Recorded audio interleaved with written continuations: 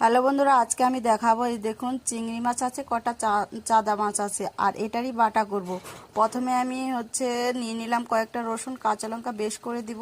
আর এইখানে দিয়ে দিয়েছি লবণ, হলুদ, তারপরে একটু জল দিয়ে ফুটিয়ে নিব। এখানে দিব তারপরে পাতারই কিন্তু আজকে বাটা করব। অসাধারণ লাগবে খেতে। ভিডিওটা ভালো লাগলে অবশ্যই সাবস্ক্রাইব, লাইক, কমেন্ট করে পাশে থাকবেন। দেখুন, জলটা বেশ করে শুকিয়ে নিতে হবে, না শুকালে কিন্তু খেতে কিন্তু ভালো লাগবে না।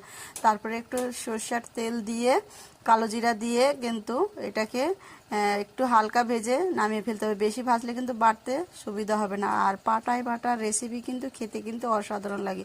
তারপরে দেখুন, একটু ঠান্ডা হলেই বেটে নেওয়ার পালা। তো পাটায় বেটে নিচ্ছি আমি। এইরকম পাটার বাটার রেসিপি কার কার ভালো লাগে অবশ্যই কমেন্টে বলে যাবেন। আমার কিন্তু সম্পূর্ণ বেটে নিয়েছি বাটাটা। এই দেখুন, বাড়িতে একবার ট্রাই করে